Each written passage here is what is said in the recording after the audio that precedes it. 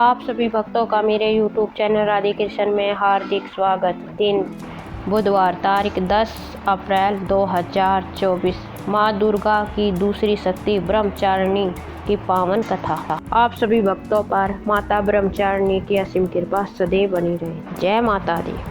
माँ दुर्गा की नव शक्ति का दूसरा स्वरूप ब्रह्मचारिणी का है। यह ब्रह्म का अर्थ तपस्या से है। माँ दुर्गा का यह स्वरूप भक्तों और सिद्धों को अनंत फल देने वाला है। इनकी उपासना से तप, त्याग, वैराग्य, सदाचार और संयम की वृद्धि होती है। ब्रह्मचारिणी का अर्थ तप की चारिणी यानी तप का आचरण करने वाली। देवी का यह रूप पूर्ण ज्योतिर्मय और अनंत भव्य है। इस देवी की दाएं हाथ में जप की माला है और बाएं हाथ में कमंडल धारण किए हैं। पूर्व जन्म में इस देवी ने हिमालय के घर पुत्री रूप में जन्म लिया था और नारद जी के उपदेश से भगवान शंकर को पति रूप में प्राप्त करने के लिए घोर तपस्या की थी। इस कठिन तपस्या के कारण इन्हें तपचारिणी अर्थात ब्रह्मचारिणी नाम से अभिहित किया गया है। 1000 वर्ष तक इन्होंने केवल फल फूल खाकर बिताए और 100 वर्षों तक केवल जमीन पर रहकर शाक पर निर्वाह किया। कुछ दिनों तक कठिन उपवास रखे और खुले आकाश के नीचे वर्षा और धूप के घोर कष्ट सहे। 3000 वर्षों तक टूटे हुए बेलपत्र खाए और भगवान शंकर की आराधना करती रही। इसके बाद तो उन्होंने सूखे बेलपत्र खाना भी छोड़ दिए। कई हजार वर्षों तक निर्जल और निहार रहकर तपस्या करती रही। पत्तों को खाना छोड़ देने के कारण ही इनका नाम अपर्णा नाम पड़ा। कठिन तपस्या के कारण देवी का शरीर एकदम क्षीण हो गया। देवता, ऋषि, सिद्धगण, मुनि सभी ने ब्रह्मचारिणी की तपस्या को अद्भुतपूर्व पुण्य कृत्य बताया, सराहना की और कहा, हे देवी, आज तक किसी ने इस तरह की कठोर तपस्या नहीं की है। यह तुम्ही से ही संभव थी। तुम्हारी मनोकामना परिपूर्ण होगी और भगवान चंद्रमौली शिवजी तुम्हें पति रूप में अवश्य प्राप्त होंगे। अब तपस्या छोड़कर घर लौट जाओ। जल्द ही तुम्हारे पिता तुम्हें बुलाने आ रहे हैं। इस देवी की कथा का यह सार है कि जीवन के कठिन संघर्षों में भी मन विचलित नहीं होना चाहिए। माँ ब्रह्मचारिणी देवी की कृपा से सर्व सिद्धि प्राप्त होती है। दुर्गा पूजा के दिन दूसरे दिन देवी के इसी स्वरूप की उपासना की जाती है। बोलो जय माँ ब्रह्मचारिणी की जय। जय माता दी। दुर्गा सप्तशती अध्याय 2। बोलो जय माता दी।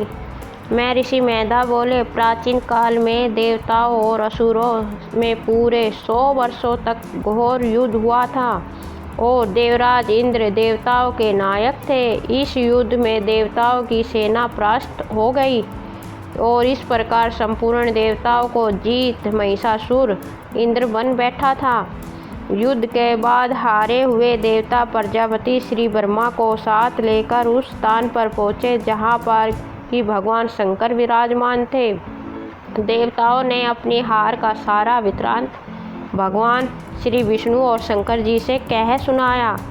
वह कहने लगे, हे प्रभु, महिषासुर सूर्य, चंद्रमा, इंद्र, अग्नि, वायु, यम, वरुण तथा अन्य देवताओं के सब अधिकार छीनकर सबका अधिष्ठा स्वयं बन बैठा है। उसने समस्त देवताओं को स्वर्ग से निकाल दिया है। वे मनुष्यों की तरह पृथ्वी पर विचर रहे हैं। दैत्यों की सारी करतूत हमने आपको सुना दी है और आपकी शरण में इसलिए आए हैं कि आप उनके वध का कोई उपाय सोचें।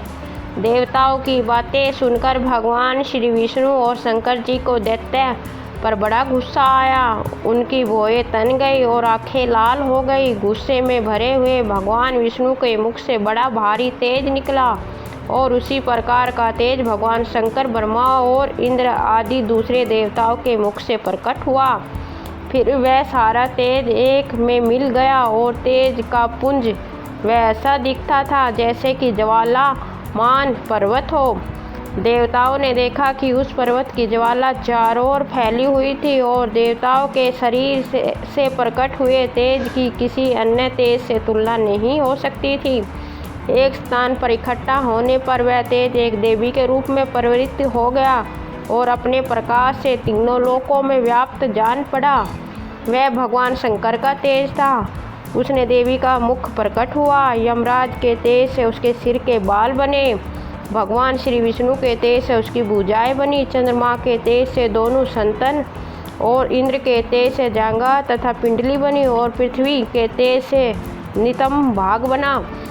ब्रह्मा के तेज से दोनों चरण और सूर्य के तेज से उनकी उंगलियां पैदा हुई। वसुओं के तेज से हाथों की उंगलियां एवं कुबेर के तेज से नासिका बनी। प्रजापति से उसके दांत और अग्नि के तेज से उसके नेत्र बने। संध्या के तेज से उसकी भौहें और वायु के तेज से उसके कान प्रकट हुए।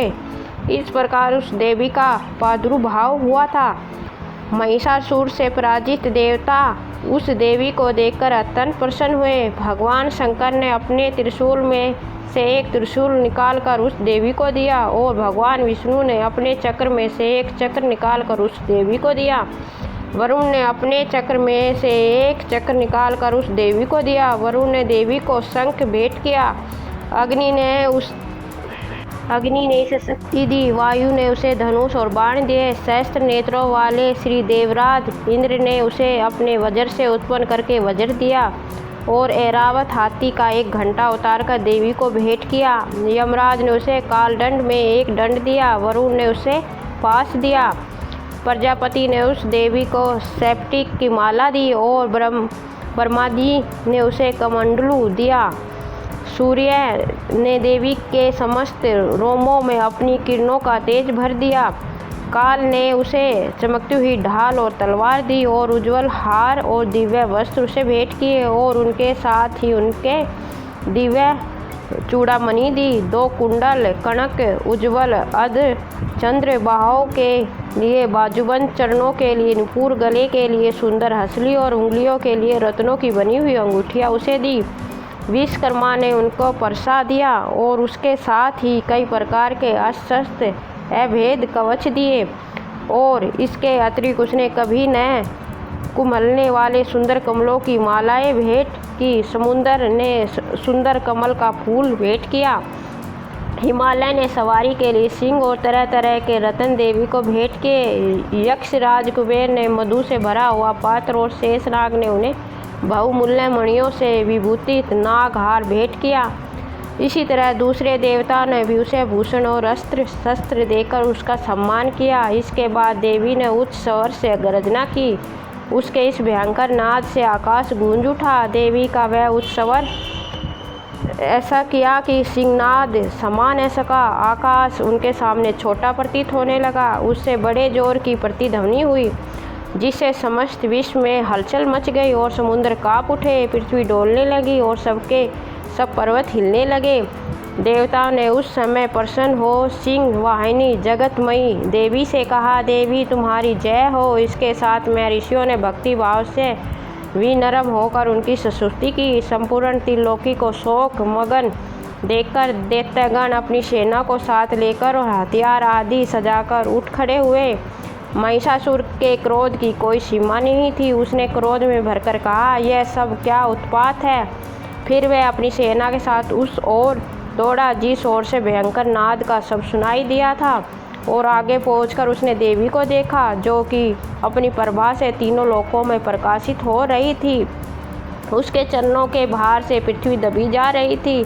माथे के मुकुट से आकाश में एक रेखा सी बनी रही थी और उसके धनुष की टंकोर से सब लोग शुभ हो रहे थे। देवी अपनी सहस्त्रों भुजाओं को संपूर्ण दिशाओं में फैलाए खड़ी थी। इसके बाद उनका दैत्यों के साथ युद्ध छिड़ गया और कई प्रकार के अस्त्र शस्त्रों से सब दिशाएं उद्भासित होने लगी। महिषासुर की सेना का सेनापति चिक्षुर नामक एक महान असुर था। वह आगे बढ़कर देवी के साथ युद्ध करने लगा और दूसरे दैत्यों को चतुर्गिनी सेना साथ लेकर चामर भी लड़ने लगा और 60,000 महारथियों को साथ लेकर उदग्र नामक महादैत्य आकर युद्ध करने लगा और महाहनु नामक असुर 1 करोड़ रथियों को लेकर, असिलोमा नामक असुर 5 करोड़ सैनिकों को साथ लेकर युद्ध करने लगा। वासकाल नामक असुर 60 लाख असुरों के साथ युद्ध में आ डटा। विडाल नामक असुर 1 करोड़ रथियों सहित लड़ने को तैयार था। इन सब के अतिरिक्त और भी हजारों असुर हाथी और घोड़े साथ लेकर लड़ने लगे।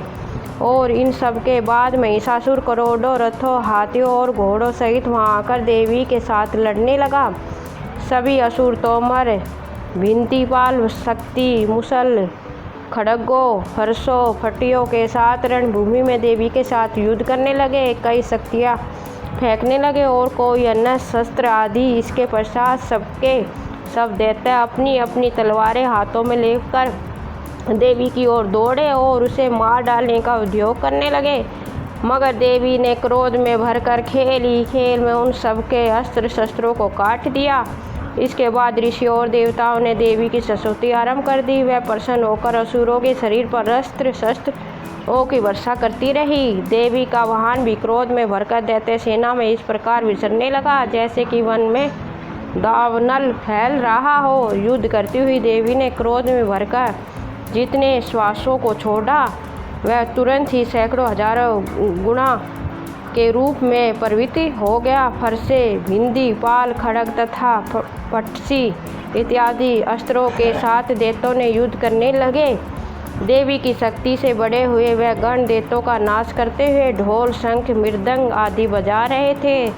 तदनंतर देवी ने त्रिशूल, गदा, शक्ति, खड़ग इत्यादि से सहस्त्रों असुरों को मार डाला।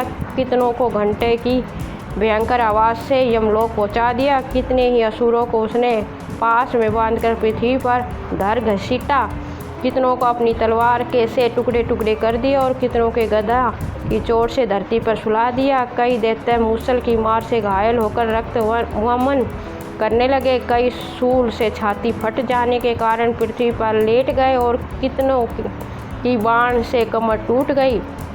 देवताओं को पीड़ा देने वाले दैत्य कट कट कर मरने लगे। कितनों की बाहें अलग हो गई, कितनों की गिवाएँ कट गई, कितनों के सिर कट गए, दूर भूमि पर लुढ़क गए। कितनों के शरीर बीच में से कट गए और कितनों की जांघें कट गई और वह पृथ्वी पर गिर पड़े। कितनों के ही सिरों व पैरों के कटने पर भूमि पर से उठने खड़े हुए अस्त्र हाथ में लेकर देवी से लड़ने लगे और कई दैत्यगण भूमि में बाजों की ध्वनि के साथ नाच रहे थे। कई असुर जिनके सिर कट चुके थे बिना सिर के धड़ से ही हाथ में अस्त्र लिए लड़ रहे थे। दैत्य रह रहकर ठहरो ठहरो कहते हुए देवी को युद्ध के लिए ललकार रहे थे।